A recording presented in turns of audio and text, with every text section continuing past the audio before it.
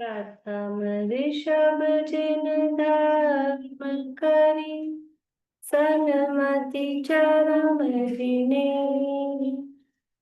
विघ्न हरन मंगल करन, भवतम दुरित दिनेश। वाणी जिन मुख ते खिरी, परिगणाधिपका। अक्षर पदमय विस्तरी, करहि सकल कल्याण। गुरु गणधर गुणधर सकल, प्रचुर परम्परयो। व्रत तप धर तनु नगन तर, वंदो वृष शिरमो। व्रत तप धर तनु नगन तर, वंदो वृष शिरमो। त्रिभुवन तिलयं देवं, वन्दे दासिभुवनेन्द्र परिपूज्यम्। पूज्यं मणुपेहाओ, भव्यजनानन्द जननीयो। त्रिभुवन तिलक शत इंद्र वन्द्य, देव श्री अरहंत को। कर नमन कहूँ अनुप्रेक्षाएं, भव्य को सुख कर।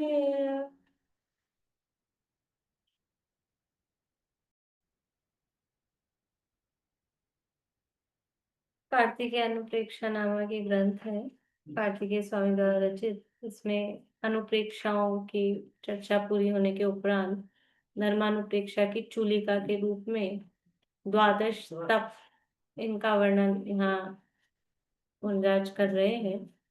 और इसमें अपनी बहिरंग तपों की चर्चा प्रारंभ हुई है। कल अपन ने अनशन और अवमोदय यहाँ तक की चर्चा की थी। कार्तिकेय स्वामी द्वारा लिखित। हाँ हाँ, कार्तिकेय स्वामी द्वारा लिखित। पर वो अलग से लिखा ना, मतलब वैसे अनुप्रेक्षा में नहीं भी लिखते तप का वर्णन, लेकिन वो तपों का वर्णन उनको लिखना था, तो उन्होंने चूलिका के नाम से अलग से वो लिख दिया। अब वृत्ति परिसंख्यान तप की चर्चा अवमोदर्य तक की हुई थी। उसमें पेज नंबर 207 है, गाथा नंबर 443 है, 443। वृत्ति परिसंख्यान तप की चर्चा यहाँ कर रहे हैं, गाथा बुलवाते हैं। एगादिगिहपमाणम्, एगादिगिहपमाणम्, किं वा संकप्पकप्पियं विरसम्। किं वा संकप्पकप्पियं विरसम्। भोज्यं पशुबभुञ्जति, भोजं पशुबभुञ्जति। वित्तिपमाणं तवोतस्य। वित्तिपमाणं तवोतस्य। एगादिगिहपमाणं, किं वा संकप्पकप्पियं विरसम्। एगादिगिहपमाणम्, किं वा संकप्पकप्पियं विरसम्। भोज्यं पशुबभुञ्जति, वित्तिपमाणं तवोतस्य। भोजं पशुबभुञ्जति, वित्तिपमाणं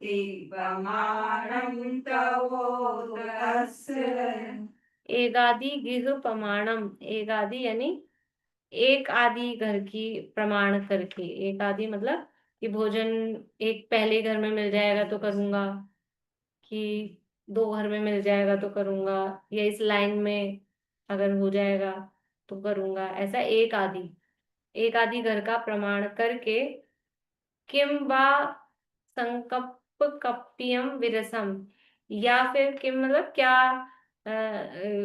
संकल्प करे कैसा कि कोई रस का या कोई पात्र का या दाता का, इस तरह से अलग अलग कल्पना, कप्पियम अलग अलग कल्पना करके, मतलब अलग अलग विचार करके कि ऐसा आहार मिलेगा तो करूंगा, ऐसा देने वाला मिलेगा तो करूंगा, ऐसा कुछ पात्र लेके खड़ा होगा। वही अपने को मालूम है वृत्ति परिसंख्यान में इस तरह की, हाँ वो आखिरी जिसे बोलते हैं। तो इस तरह से जो प्रमाण करता है, भोजम पशुव भुंजदी, पशुव यानी पशुओं के समान, भोजम यानी भोजन, भुंजदी यानी भक्षण करते हैं, भोजन को पशु के समान, मतलब भोजन करने से मतलब है कौन दे रहा है, सुंदर है, धनवान है, धन निर्धन है, कुबड़ा है, लुगड़ा है, लंगड़ा है, लंबा है, गोरा है, काला है, कोई मतलब नहीं है, बस भोजन से मतलब है ऐसा। पशु के समान शब्द क्यों बोला? पशु के समान जैसे गोचरी कहते हैं ना, वो गाय ऊपर मुंह उठा के नहीं देखती, वही पशु, इसलिए पशु का मतलब ही उस जमाने में मतलब गाय भैंस, इसके मतलब घास चढ़ने से मतलब है। अब कौन दे रहा है कौन नहीं दे रहा है, तो ये भी मतलब कि कौन देगा इससे मतलब नहीं है, कोई धनवान देगा कि नहीं देगा, हमारी ये वृत्ति, हमने जो नियम लिया वो जहाँ पूरा हो जाए। अब वो कोई भी हो सकता है, राजा भी हो सकता है, साधारण आदमी भी हो सकता है, कोई भी हो, तो वो पशु के समान। वृत्ति प्रमाणम, वृत्ति का प्रमाण, तवो यानी तप, तस्य यानी उसके, उसके वृत्ति प्रमाण नाम का तप है, अपन वृत्ति परिसंख्यान कहते हैं। प्रमाणम यानी उसका अपनी वृत्ति का प्रमाण किया, हमारी प्रवृत्ति कहाँ कहाँ, वृत्ति इच्छा को भी कहते हैं, तो इच्छा का प्रमाण किया कि एक घर में मिलेगा, दो घर में मिलेगा, एक पंक्ति वाले घरों में मिलेगा, या ऐसा बैल के सींग में गुड़ की भेली ऐसा मिलेगा, तो ये हमने वृत्ति का प्रमाण किया, उसको परिसंख्यान शब्द से अपन हिंदी में कहते हैं। तो उसके वृत्ति परिसंख्यान नाम का तप होता है। अन्व्यर्थ, जब मुनि आहार के लिए चले तब पहले मन में ऐसी प्रतिज्ञा करें कि आज एक ही घर आहार मिलेगा तो लेंगे, नहीं तो लौट जाएंगे, तथा दो घर तक जाएंगे, तीन घर तक जाएंगे, मतलब ऐसा इस जो भी है एक आदि करके कहा। एक रस की, देने वाले की, पात्र की प्रतिज्ञा करे कि ऐसा दातार ऐसी रीति से ऐसे पात्र में लाकर देगा तो लेंगे। तो ये भी मतलब ये सब ये मुनिराज के लिए कहा है, लेकिन गृहस्थ भी करते हैं इस तरह की ये वृत्ति परिसंख्यान।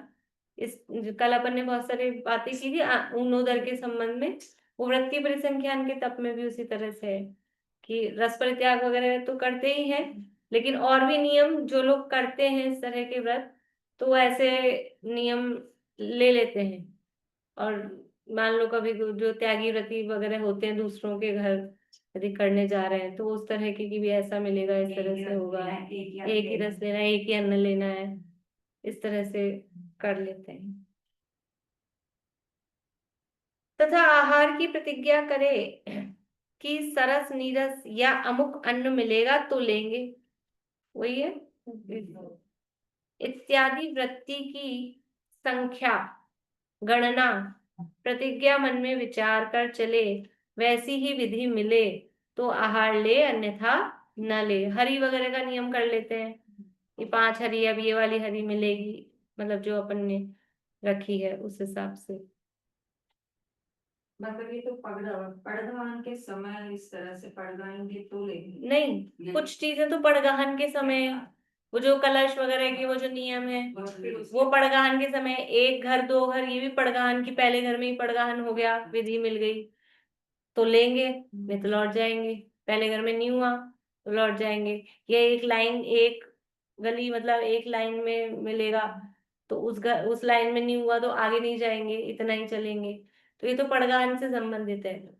और जो दाता पात्र संबंधी है, मान लो दाता वाली भी, वो भी पड़गाहन के समय ऐसा दाता दिखे, इस तरह से भी नियम ले सकते हैं। 2 पुरुष पड़गाहन करेंगे, अभी तो नियम है कुछ भी ले लें, 2 स्त्रियां करेंगी, कोई बच्चा साथ में होगा नहीं होगा, ऐसा करके कुछ भी, तो प्रमुखता से तो ये तो पड़गाहन के हैं। पर अब जो ये रस वाली है ना, रस या नीरस या अन्न, वहाँ जाती है। ये वहां जाके अब मान लो उन्होंने जो रस का त्याग किया, वो वाले रस का बिना रस मतलब और वो रस सब में डला था, तो फिर पड़गहन तो हो गया, लेकिन आहार नहीं लेंगे। या जो अन्न उन्होंने सोचा था कि आज तो बस बेसन ही लेना है, और बेसन की कोई चीज ही नहीं थी, या चावल ही लेना है और चावल की कोई चीज ही नहीं थी, तो ऐसा वो वहां जाके भी हो सकता है। थाली दिखाते हैं जैसे हाँ थाली दिखाते हाँ हैं, वो आखिरी उन्होंने खोली नहीं है, आप थाली देख लेते हैं वो। फिर अगर उनके मतलब की नहीं है तो फिर दूसरे में जा सकते हैं ना वो। नहीं हाँ फिर तो अगर उन्होंने ये छोड़ा नहीं है ना तो चल सकते हैं, और अगर ये छोड़ दिया तो फिर नहीं करेंगे। ठीक है। चलिए, तो कहाँ तक पढ़ा था अपन ने? और आहार पशु गौ आदि की तरह करे। पशु मतलब वो गाय, गौ आदि की तरह करे। जैसे गौ इधर उधर नहीं देखती, चरने ही की तरफ देखती, मतलब वो जो उसको खाना उससे मतलब है, इधर उधर कोई मतलब नहीं है कौन क्या कैसा, वो उसके वृत्ति परिसंख्यान तप है। मतलब क्राइटेरिया बहुत बड़ा हो सकता है, अपन थोड़ा उसमें, क्योंकि वृत्ति परिसंख्यान है, अपनी इच्छा का परिसंख्यान, उसको प्रमाण में लिया है। तो हमारी जो वृत्ति इधर उधर, एक घर नहीं मिला दूसरे घर तीसरे घर, इस गली नहीं उस गली, इधर उधर, तो अब ये जो हमने प्रतिज्ञा ले ली, तो अब ऐसा मिला तो ठीक है, नहीं अब इच्छा का निरोध और ज्यादा है। मतलब इसमें इच्छा का निरोध और ज्यादा है कि आहार का विकल्प आया था तब तो निकले, लेकिन फिर भी कितने नियमों में बांधा है कि हमको इस शर्त पे मिलेगा तो ही लेंगे, अदरवाइज नहीं लेंगे। तो पहले से बाहर में ही शर्तें लगा दी, अंदर पहुंचने के बाद भी इस तरह का जो भी रस आदि का त्याग किया है उस हिसाब का मिलेगा। वो रस आदि का रस परित्याग में भी आ जाता है, लेकिन उसमें भी और जैसे अन्न वगैरह का है, तो वो यथा योग्य उस रूप से लिया है।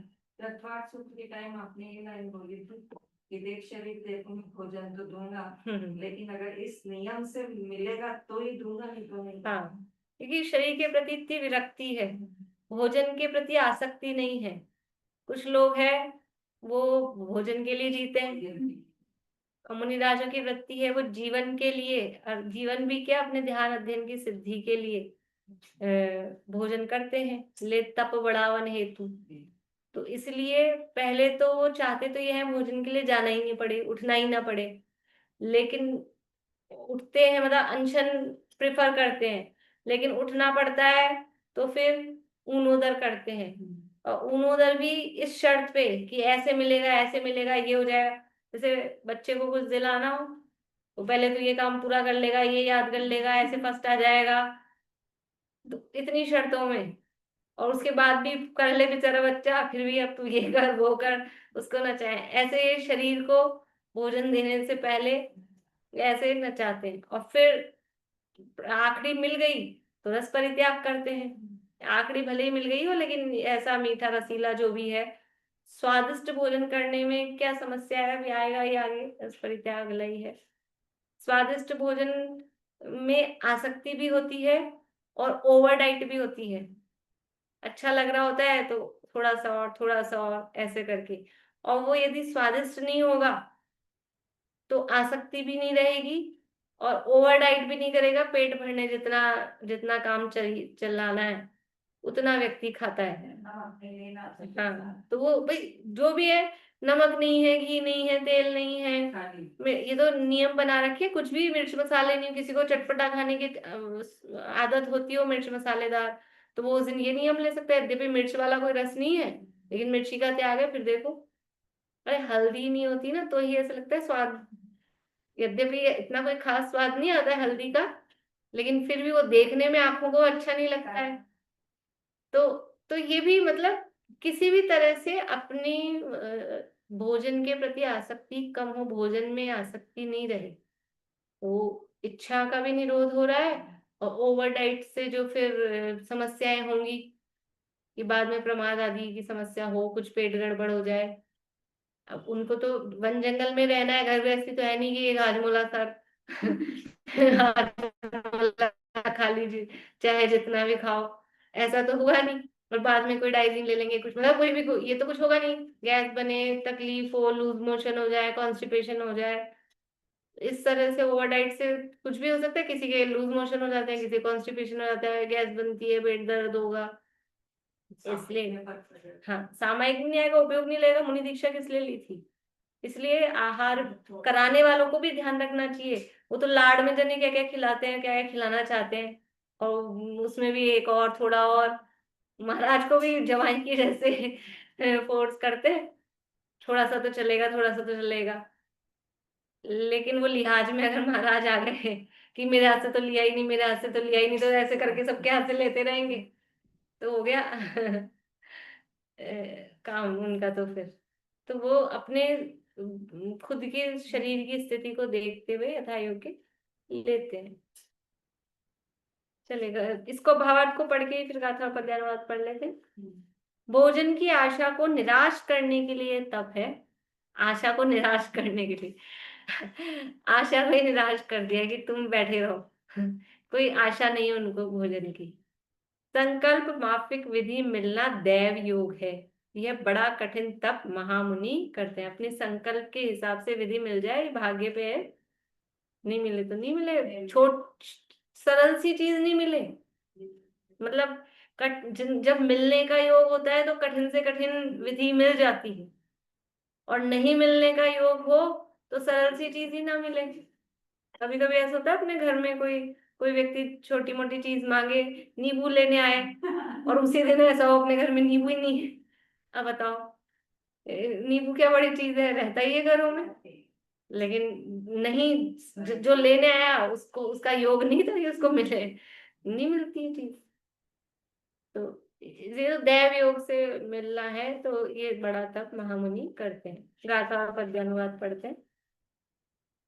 एगादिगिहपमाणम् किं वा संकप्पकप्पियं विरसम् भोज्यं पशुबभुञ्जति वित्तिपमाणं तवोतस् एकादिगृह परिमाण ले दातार रस की प्रतिज्ञा पशुवत करे भोजन उसे है वृत्ति परिसंख्यान तप। अब रस परित्याग तप को कहते हैं। गाथा नंबर 444 है, पेज नंबर 208। संसार दुख तट्ठो संसार दुख तट्ठो विस सम विषयम विचिंत मानो जो विश्वसम विषयं विचिन्त्यमानो जो नीरस भोजम भुंजई नीरस भोजं भुञ्जति रस चाओ तस सुवे सुद्धो रस चाओ तस् सुविशुद्धो संसार दुख तड्ढो विस सम विषयम विचिंत मानो जो संसार दुख तट्ठो विश्वसम विषयं विचिन्त्यमानो जो नीरस भोजम भुंजई रस चाओ तस सुविशुद्धो नीरस भोजं भुञ्जति रस चाओ तस् सुविशुद्धो संसार दुख तट्ठो तट्ठो, संसार के दुख से जो तप्त है, तप्तायमान है। और विष सम विषयम, विष के समान जो विषय है, विष सम विषयम आता है पूजा वगैरह में, जो विषय है पंचेंद्रिय के विषय, वो विष के जहर के समान है। ऐसा विचिंत मानो जो जो जीव इस प्रकार का विचिंत मानो, ऐसा चिंतनशील होता हुआ, जो संसार के दुख से दुखी है, तप्तायमान है, और ये जो विषय है, ये विषय जहर के समान है, ऐसा जो चिंतन करते हैं। तो ऐसा चिंतन करते हुए नीरस भोजम भुंजई, रस से रहित, नीरस रस रहित भोजन को जो भुंजई भोगते हैं, खाते हैं, ग्रहण करते हैं। रस चाओ, रस चाओ यानी त्याग, रस परित्याग, तस् सुविशुद्धो, उस विशुद्ध मुनिराज के या उस विशुद्ध जीव के रस त्याग नाम का तप होता है, रस परित्याग नाम का तप उनके होता है। अन्वय देखिए, जो मुनि संसार के दुख से तप्तायमान होकर ऐसे विचार करता है कि इंद्रियों के विषय विष समान हैं, विष खाने पर तो एक ही बार मरता है और विषय सेवन करने पर बहुत जन्म मरण होते हैं, ऐसा विचार कर नीरस भोजन करता है, उसके रस परित्याग तप निर्मल होता है। सुविशुद्धो यानी वो तप, तप को विशेषण बनाया सुविशुद्धो, अथवा वो जो विशुद्ध परिणाम वाला जीव है, दोनों का विशेषण बना सकते हैं। गाथा और पद्यानुवाद पढ़ लेते हैं पहले। संसार दुख तड्डो, विष सम विषयम विचिंत माणो जो, नीरस भोजम भुंजई, रस चाओ तस् सुविशुद्धो। संसार दुख से तप्त हो, विष सम विषय है चिंतते, भोजन करे नीरस उन्हें, रस त्याग तप निर्मल अरे। देखो रस परित्याग क्यों कर रहे हैं? क्योंकि संसार के दुख से दुखी है, यानी विषयों में जिन्हें सुख नहीं लगता, और ये विषय जहर जैसे लगते हैं, ये लहर जहर की आवे, जहर जैसे विषय लगते हैं। मतलब ये मीठा, नमकीन, स्वादिष्ट, चटपटा जो खा रहे हैं, तो वो खा के उनको लगता है कि सब जहर जैसे हैं ये विषय। मतलब खाते हैं तो स्वाद नहीं आता, ऐसा नहीं है, स्वाद भी आता है, मीठी चीज मीठी लगती है, खट्टी चीज खट्टी लगती है, लेकिन ये खट्टे मीठे में मैं रंजायमान होकर, और ये मीठे जहर के जैसे हैं, इंद्रिय के भोग मधुर विषम, कि ये अभी तो रंजायमान कर रहे हैं, लेकिन ये फिर मुझे ले डूबेंगे, इसमें मुझे आसक्त नहीं होना। ऐसी भावना जिनके रहती है, नीरस भोजन, भोजन की जरूरत के, देखो शरीर कब स्वस्थ रहता है? बहुत अच्छा स्वादिष्ट भोजन करने से स्वस्थ रहता है, कि बिना स्वाद वाला भोजन करने से स्वस्थ रहता है? कि पर्याप्त पोषण वाली वस्तुएं जानी चाहिए, कैसा भी करो उसमें आप। अब देखो स्वाद तो व्यक्तिगत है ना, स्वाद तो व्यक्तिगत दिखता है, एक ही चीज बनी होती है घर में, किसी को नमक कम लगता है वो और डालता है, और किसी को वही कि यही काफी है, तेज है, मतलब ऐसा, किसी को मीठा कम लग रहा है, किसी को मीठा ज्यादा लग रहा है। तो इसका तो कोई क्राइटेरिया ही नहीं, तो व्यक्तिगत है। लेकिन वो कम नमक वाला भोजन करके, देखो ज्यादा नमक वाले से तो हो सकता है आदमी को समस्या हो जाए, लेकिन कम नमक वाला किया है, कि कम मीठे वाला किया है, कि उसमें तेल कम डला है, कि मिर्च मसाला कम डला है, अगर ऐसा भोजन कर रहे हैं, उबला भोजन कर रहे हैं, तो उससे क्या फर्क पड़ने वाला है? पेट भरना केवल प्रयोजन है, जिससे कि वो हमको भूख की बाधा न सताए, क्योंकि वो अभी जिस भी भूमिका में है उसमें वो भूख की बाधा सताती है। तो इसलिए बस केवल जो क्षुधा नाम का परिचय है, वो हम उसके निराकरण के लिए वो भोजन ग्रहण करते हैं। भावार्थ, रस 6 प्रकार के हैं: घृत, तेल, दही, दधी, दही, मिष्ट, मीठा, लवण, नमक, दुग्ध, दूध, और खट्टा, खारा, मीठा, कड़वा, तीखा, कसायला, ये भी रस कहे गए हैं। 5 तो मतलब ये तो जो अपने कहते हैं, खट्टा, मीठा, कड़वा, कसायला और तीखा, ये 5 कहे गए हैं, इसमें खारा और जोड़ दिया एक, तो वो 6 हो गए। नमक। और वैसे अपने जब अपन डे वाइज जो अपने चलता है रस परित्याग, तो इसमें ये घी, तेल, दूध, दही, मीठा और नमक, इस तरह से षट रसों का त्याग वो चलता है। तो इनका दृढ़तानुसार त्याग करना, एक, दो या सब रसों को छोड़ना रस परित्याग है। अब इसके साइंटिफिक रूप से वो दादा ने लिखा है सब कि एक साथ छहों रसों का और जीवन भर के लिए त्याग कर दे, तो फिर वो आदमी हैबिचुअल हो जाता है। बिना बिना चीनी की चाय जो पीते हैं, उनको वो बिना चीनी की बढ़िया लगने लग जाती है, वही आदत हो जाती है। तो हमेशा के लिए यदि रस छोड़ देंगे तो वो जीभ को उसी का स्वाद हो जाएगा, फिर वो रस परित्याग नहीं है। कभी कभी रस छोड़ना, रोज आप अच्छा बढ़िया मतलब जितना डलना चाहिए जैसा स्वाद है वैसा भोजन करते हैं, और फिर किसी दिन नहीं डले उसमें वो चीज, तब वो आपका जीभ को वो अटपटा लगेगा। फिर भी उसको आराम से ग्रहण करना, तो उसमें आसक्ति नहीं होगी, वो तप है। और फिर बॉडी में भी उस चीज की कमी नहीं होगी। हमेशा के लिए कोई चीज छोड़ दो, हमेशा के लिए घी छोड़ दिया, हमेशा के लिए तेल छोड़ दिया, तो बॉडी को भी यथा योग्य हर चीज की ही आवश्यकता होती है। ओवर, जैसे बोलते हैं excess of everything is bad. बहुत ज्यादा तेल तला भुना और ये खाना वो नुकसान करता है, लेकिन बिल्कुल भी तेल नहीं खाए तो वो तेल की भी मतलब कुछ ना कुछ तो रोल है ही ना शरीर में, तो वो बिल्कुल ही फैट खत्म नहीं रहेगा।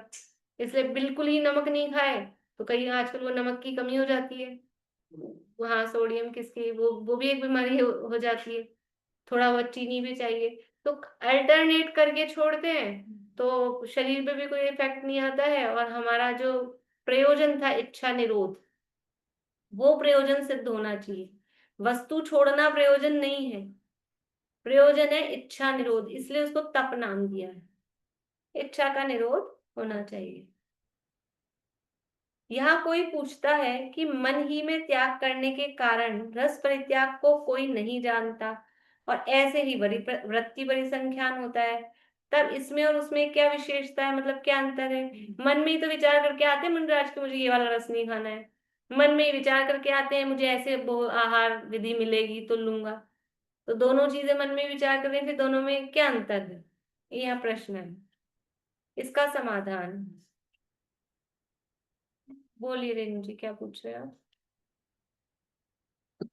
मैम, जो ये मुनि महाराज के तो आजीवन हर चीज का त्याग रहता है, तो फिर उनकी क्या वजह से मतलब कर्म का इसमें विशेष मतलब आजीवन हर चीज का मतलब, मतलब बहुत जैसे मुनिराजों के छौ रस का भी त्याग होता है, कोई के केवल कोई नहीं नहीं छौ मतलब खाली घी को छोड़ के, खाली घी नहीं, को छोड़। ऐसा नहीं होता सब मुझे, अब किसी किन्हीं ने कर दिया हो तो वह वो कोई अपनी परिस्थिति वश या कुछ ऐसे, अदरवाइज जीवन पर्यंत के लिए छह रसों का त्याग नहीं करते भी नहीं है, करना भी नहीं चाहिए, नहीं तो फिर वो बहुत शरीर में मुनिराजों बहुत मुनिराजों के नमक और चीनी का तो बहुत मुनिराजों के होता है, बहुत मुनिराजों के होता है।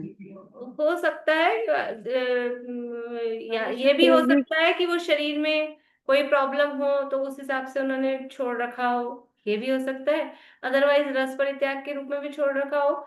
लेकिन मतलब वैसे देखा जाए, मतलब जिनवाणी में कोई ऐसा नियम नहीं दे रखा है कि जीवन पर्यंत के लिए छोड़ दो। अब कोई छोड़ देते हैं वो अपनी अपनी कोई हरी जीवन भर के लिए, जैसे ब्रह्मचारी रायमल जी थे टोडामल जी के साथ जो थे, तो उन्होंने जीवन भर के लिए हरी वनस्पति का त्याग कर दिया था। तो ऐसे कोई कर दे तो कर दे, वो बात अलग है, लेकिन फिर कुछ ना कुछ शरीर में फिर समस्या अगर बाद में दिक्कत हो, तो इसलिए मेरे मुनिराजों के कुछ होता भी नहीं है, जैसे आचार्य श्री का भी बोलती हूँ, विद्यासागर जी का, उनको तो हाँ। हरि का भी त्याग था, ड्राई हाँ फ्रूट्स का भी उनका था। मेरे को वही आ रहा था कि जैसे उन्होंने काफी कर रखे थे, लेकिन वो फिर एक टाइम के बाद किए जा सकते हैं, मतलब तुरंत ही आप अभी यंग एज है या ऐसा है और उनका सब यंग एज भी छोड़ दिए, वो यंग एज में। नहीं, वो विरक्ति का भाव हो सकता है, उसका निषेध नहीं है। विषयों से विरक्ति हो और तो किया जा सकता है, उसमें कोई दिक्कत नहीं है। फिर वो लेकिन उनके चलते भी है, उनकी विल दिक्कत, पावर होती है ना, विल पावर होती है तो उस हिसाब से चलता भी है।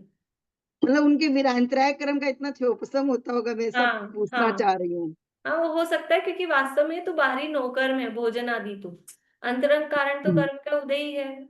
साता साता में रोग आदि होने नहीं होने में। अंतरंग कारण तो वही है, अच्छे से खाते पीते बिना घी तेल के खाते पीते भी ऐसा अपने जैसा भोजन करते हुए भी पेट में अल्सर हो जाए या ऐसी, मतलब तो लोग आश्चर्य करते हैं कि अरे आप लोग तो ना मिर्च मसाले खाते ना ये खाते ना बाजार का खाते और फिर भी ऐसी ऐसी बीमारियां। तो कर्म के उदय हैं। हम्म। तो वो उस तरह से उनके हो भी सकता है, पर ऐसा मतलब कोई नियम नहीं है जिनवाणी के हिसाब से कि एक साथ 6 रसों का त्याग जीवन भर के लिए किया। कोई करते हैं तो वो उनकी विशेष समझ लो वैराग्य या उस तत्संबंधी उससे विरक्ति हो तो कर सकते हैं। नहीं, फिर उन्होंने घी तो शुरू कर दिया था विद्यासागर से, ये फिर भी पी लिया हो गया लास्ट में। हाँ, लास्ट में होगा, लेकिन लाइफ लॉन्ग तक घी तो लिया। घी खाते थे, केवल घी हाँ घी, लेते थे वो। हाँ तो वो मतलब वो हो सकता है उसमें भी, वो भी टाइम पीरियड के हिसाब से कर सकते हैं, तो ऐसा कुछ वो नहीं है। यहाँ तो प्रश्न उठाया कि दो में क्या अंतर है, वृत्ति परिसंख्यान और रस परित्याग में। तो वो कह रहे हैं समाधान में, वृत्ति परिसंख्यान में तो अनेक प्रकार का त्याग कहा है और यहाँ केवल रस ही का त्याग है, उसका क्राइटेरिया बड़ा है। अभी अपन ने देखा ना, वो विधि के संबंध में भी अलग अलग तरह के नियम है, खुद के खुद से रिलेटेड ही है कि मेरे को एक घर में मिलेगा 2 घर में मिलेगा, ये तो अपने पे डिपेंडेंट है। और ऐसा दाता मिलेगा तो दाता पे डिपेंडेंट हो गया, या कोई मार्ग में कोई ऐसा वैसा दिख जाएगा तो लूंगा, ऐसा भी नियम ले सकते हैं। कोई मार्ग में इस तरह का व्यक्ति दिख जाएगा, इस तरह की चीज दिख जाएगी, तो अभी तो और थर्ड पर्सन पे हो गया। तो उसमें अलग अलग प्रकार के, फिर उसके बाद पड़गाहन के बाद भी ये अन्न मिलेगा, ये और भी चीज ले सकते हैं, ये फल मिलेगा ये फल नहीं मिलेगा, कुछ भी करके। तो उसमें अनेक प्रकार का त्याग है, यहाँ केवल रस ही का त्याग है, यह विशेषता है। दूसरी विशेषता यह है कि रस परित्याग तो बहुत दिन का भी होता है। देखो ये आ गई बात, वो बहुत दिन का भी होता है, उसको श्रावक जान भी जाता है। और वृत्ति परिसंख्यान बहुत दिन का नहीं होता, तो रोज ही अलग होगी। ऐसा नहीं होगा कि आज वो विधि मिल गई और फिर कल वापस रोज ही वही विधि ले तो लोग ही समझ ही जाएंगे कि यही विधि है। तो वो अलग अलग भी होता है। और रस परित्याग भी रोज अलग अलग भी हो सकता है और कंटिन्यू भी चल सकता है, तो वो श्रावक समझ सकते हैं उसको। तो और ये अलग अलग इस तरह से ये रस परित्याग तक की ही चर्चा हुई है। विविक्त शय्यासन की चर्चा फिर आगे कल करेंगे। अच्छा, वो मैंने निकाल के रखे थे, उसके लिए तो टाइम लिया था आप लोगों से, ये पढ़ के सुना दूं ये दोष वगैरह। देखिए 46 दोषों के नाम। सामान्य दोष है उद्गम के दोष, उत्पादन, आसन, संयोजन, प्रमाण, अंगार और धूमकरण, ये 8 दोषों से रहित जो भोजन लेना है 8 प्रकार की पिंड शुद्धि कहलाती है। उद्गम दोष बता रहे हैं, 16 उद्गम दोष होते हैं।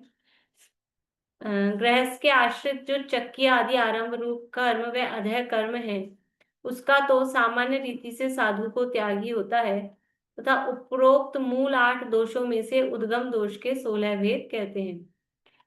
अब इसमें स्वरूप नहीं दिया, केवल नाम ही पढ़ के सुना रही हूँ। स्वरूप दिया होगा आगे, लेकिन अब अपना समय भी हो रहा है। औदेशिक दोष, औदेशिक जैसे उद्देश्य से, हाँ।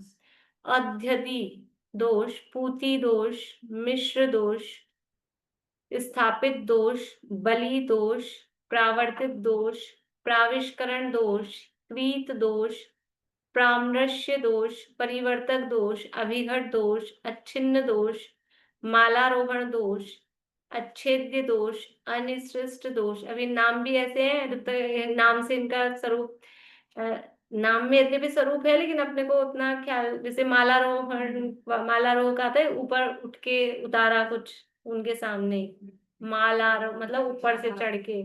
पूती दोष में वही जैसे धाय के समान वाला दोष दिया, इस तरह से।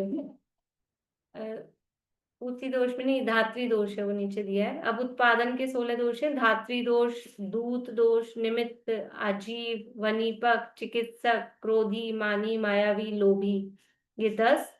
और पूर्व स्तुति, पश्चात स्तुति, विद्या, मंत्र, चूर्ण योग, मूल कर्म दोष, इस तरह से 16 उत्पादन दोष है। 32 हो गए, 46 होते ना। उसके बाद अब ये 10 बता रहे हैं। अशन दोष, शंकित मृक्षित निक्षिप्त पिहित संव्यवहरण दायक उन्मिश्र अपरिणत लिप्त त्यक्त, ये 10 दोष अशंके हैं। अब 4 दोष और रह गए। 16 दूनी 32, 32 और 8 10 42, 4 कहाँ है? शब्दों से तो पता नहीं लगता।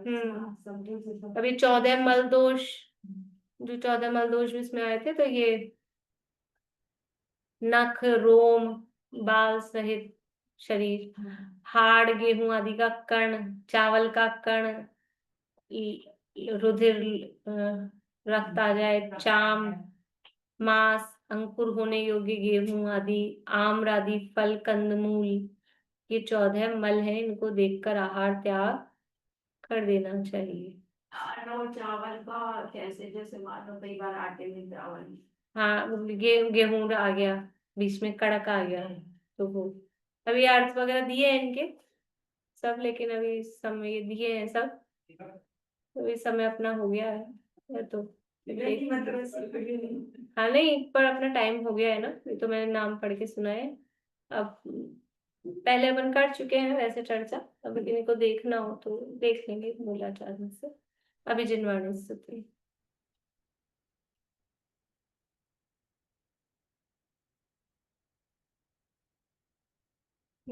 निर्ग्रंथता की भावना अब हो सफल मेरी, बीते रहो आराधना में हर घड़ी मेरी, करके विराधन तत्व का बहु दुख उठाया, आराधना का यह समय अति पुण्य से पाया, मिथ्या प्रपंचों में उलझ अब क्यों करूं देरी, निर्ग्रंथता की भावना अब हो सफल मेरी, बीते आओ आराधना में हर घड़ी मेरी।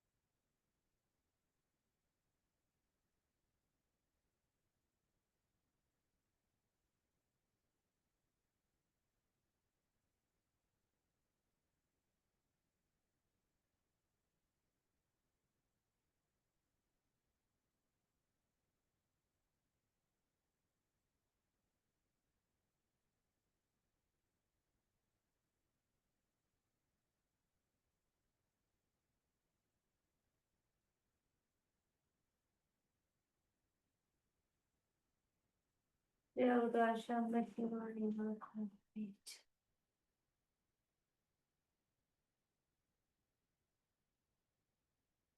जय सुंदरी।